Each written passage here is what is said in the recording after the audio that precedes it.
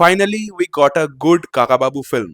আজকে সরস্বতী পুজো 23শে জানুয়ারি, আর আজকে রিলিজ করে গেছে তিনটে বাংলা সিনেমা, যার মধ্যে এই ভিডিওতে আমি কথা বলবো বিজয়নগরের হিরে সিনেমাটাকে নিয়ে, যেটাকে ডিরেক্ট করেছেন চন্দ্রাশিস রায়। তার জন্য শুরু করি। কাকাবাবু ক্যারেক্টারটা আমার খুবই পছন্দের এবং প্রিয় ক্যারেক্টার, এবং আমি চিরকাল আশাহত হয়েছি যে এই কাকাবাবু ক্যারেক্টারের যে তিনখানা সিনেমা আছে সেগুলোকে নিয়ে, সেটা মিশর রহস্য হোক, ইয়েতি অভিযান হোক, বা লাস্ট ফিল্ম কাকাবাবুর প্রত্যাবর্তন।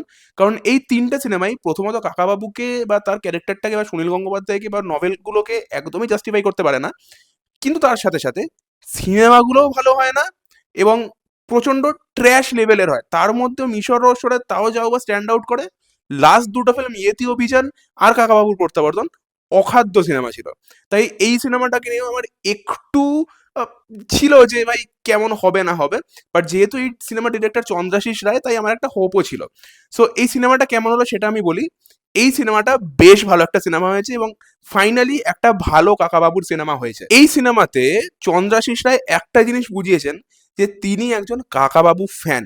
আর তিনি এই সিনেমাটা কিন্তু অ্যাকচুয়ালি কাকাবাবুর যে ক্যারেক্টারটা, তাকে একটু লার্জার দ্যান লাইফ করে প্রথমত প্রেজেন্ট করেছেন, এবং সিনেমাটা প্রচন্ড স্ট্রেট ফরওয়ার্ড, একদমই টু দ্য পয়েন্ট, আর খুব ভালোভাবে ডিরেক্ট করেছেন তিনি। গল্পটাকে নিয়ে আমার কিছু বলার নেই, ট্রেলারে বলে দিয়েছে, এবং যারা যারা নভেল পড়েছেন তারা তো জানেনই গল্পটা। সো আমি এখানে বলবো অ্যাজ আ ফিল্ম এটা কেমন হয়েছে, এবং এর পজিটিভ আর নেগেটিভ দিক, যদিও পজিটিভ দিক এই সিনেমাটার ক্ষেত্রে খুবই বেশি, নেগেটিভ দিক খুবই কম আছে। সবার আগে আসি ডিরেকশন।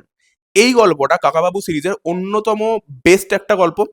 ডিরেক্টরও সেটাই করেছেন এবং সেই গল্পটাকে জাস্টিফাই করেছেন বা জাস্টিস দিয়েছেন আর কি। এখানে ডিরেক্টর কাকাবাবুর ক্যারেক্টারটাকে একটু লার্জার দ্যান লাইফ করে প্রেজেন্ট করেছেন।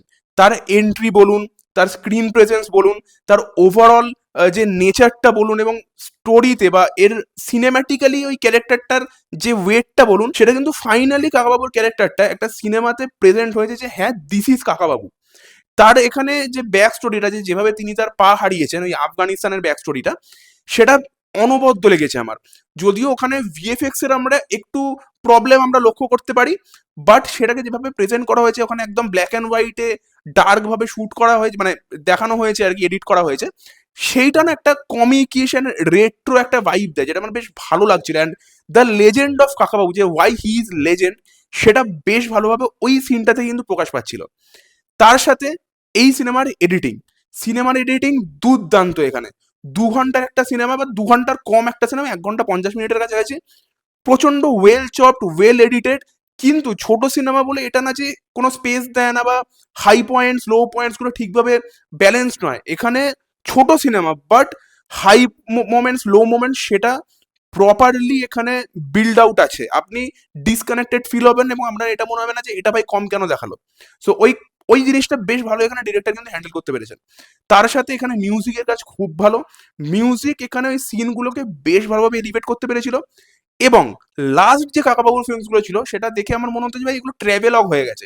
এটা সেটা হয়নি। দেখুন, কাকাবাবুর যে পুরো সমগ্রটা, সেটা ইটসেলফ একটা অ্যাডভেঞ্চারাস সমগ্র। কিন্তু এখানে জিনিসটা ভ্লগ লাগেনি। এখানে যখন অ্যাডভেঞ্চার গুলো হচ্ছে, এখন আমরা এখানে হাম্পিতে ঘুরছি, মানে তারা ঘুরছেন আমরা দেখছি, দেয়ার ওয়াজ এ পারপাস। এখানে হুদাই এখানে ঘোরাঘুরি চলছে না। অ্যান্ড এখানে হাম্পিকে এক্সপ্লোরও বেশ ভালোভাবে করা হয়েছে। তার সাথে পজিটিভ পয়েন্ট, শেষের যে ক্লাইম্যাক্সটা বা ধরুন সেকেন্ড হাফটা, স্পেশালি ফার্স্ট হাফটা পুরোপুরি বিল্ড আপ ছিল। পুরো মেন গল্পটা হচ্ছে ফার্স্ট হাফে।